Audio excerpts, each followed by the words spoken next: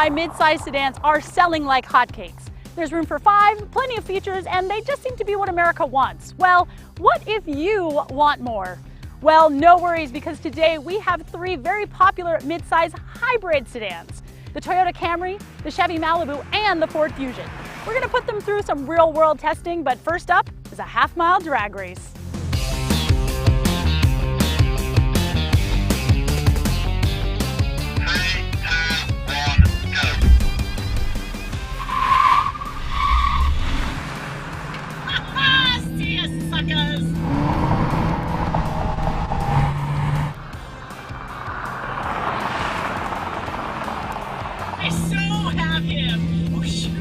Here he comes. I'm taking you for it. Come on, come on, come on, come on, come on, come on, come on. No!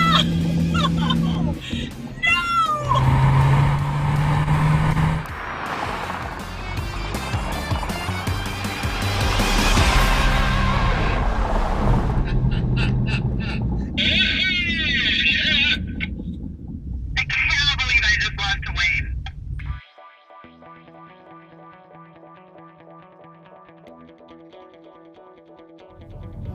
So if you're buying a hybrid, gas mileage is probably of utmost importance. So we're going to take all 3 of these on, let's say, a 10-mile urban jaunt. And at the end, we'll let you know the miles per gallon of each car.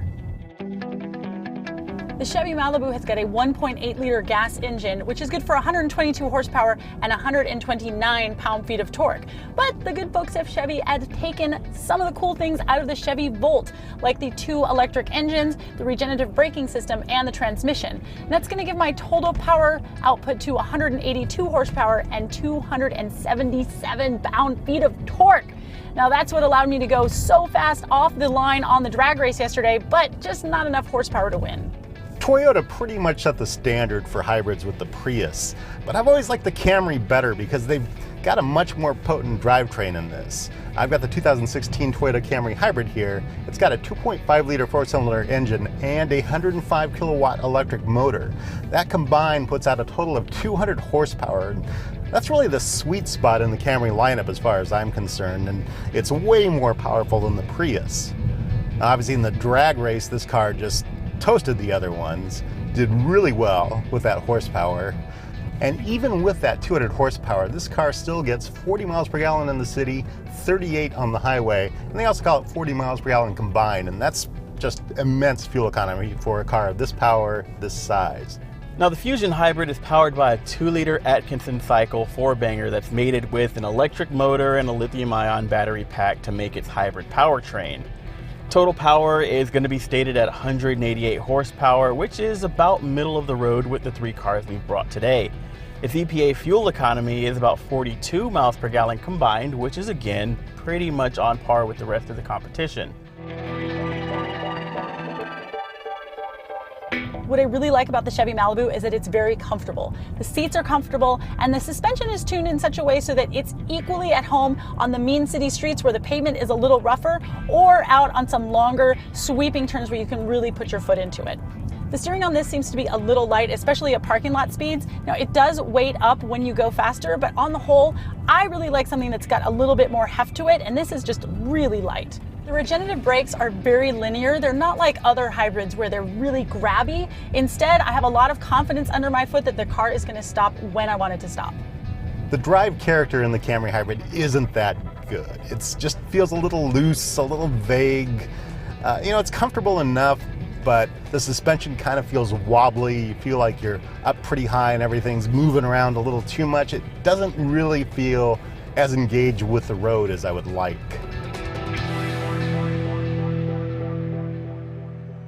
The Malibu is available with loads of tech. Now, if you get the Driver Confidence 2 package, which unfortunately I don't have, but that comes with adaptive cruise control and automatic parking. Still, even with the Driver Confidence 1 package, I've got lane keeping assist, blind spot monitoring, forward collision warning, everything that you need to really keep your drive safe. I do wish that the screen was tilted towards me just a little bit because I feel like I have to take my eyes off the road a lot in order to look at it.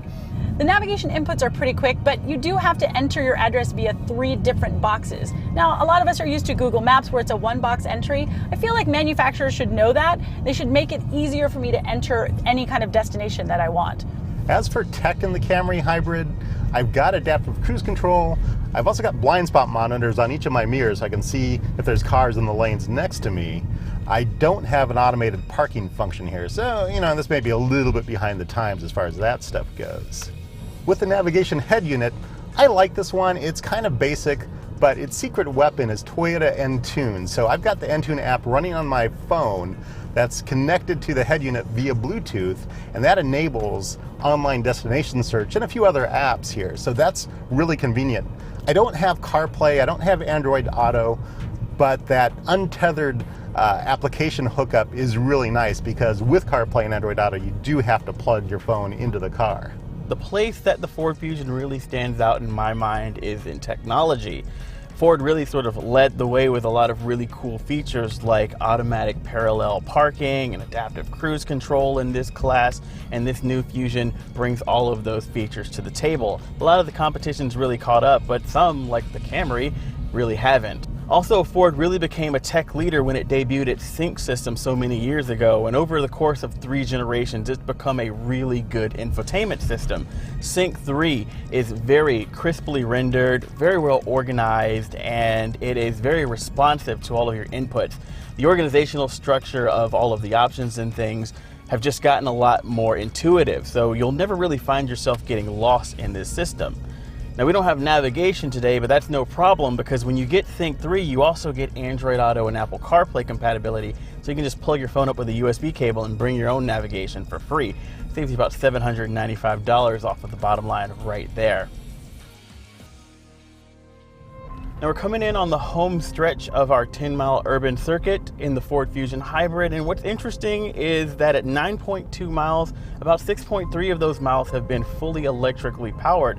The Ford Fusion really likes to use its electric motor to maximize its fuel economy, and as a result, I'm sitting at around 47.5 miles per gallon, significantly better than what the EPA thought that I would do for this. That's impressive. As I come to the end of our 10-mile circuit, looks like I've got 41.9 miles per gallon. That's almost 2 better than the EPA settings. That's really good. Well, we are at the end of our little jaunt here, and it looks like I am getting about 49.8 combined miles per gallon, and that beats the EPA rating of 46, so go Malibu! While the Malibu was the clear winner in our short test, it also bested the Camry and Fusion during our week of driving. Our test was also backed up by the EPA fuel numbers. The Malibu gets 47 miles per gallon in the city, while the Fusion falls a bit behind at 43, and the Camry comes up last at 42. You would think for 3 speed demons that we would be all over the Toyota Camry Hybrid, but that didn't really seem to be the case. Well, the Toyota Camry Hybrid whipped everybody else in the drag race. I mean, 200 horsepower, that's what you need for that kind of test. But the driving dynamics were a little bit vague. They weren't quite as nice as the other cars, and the tech feels like a generation behind these other cars as well.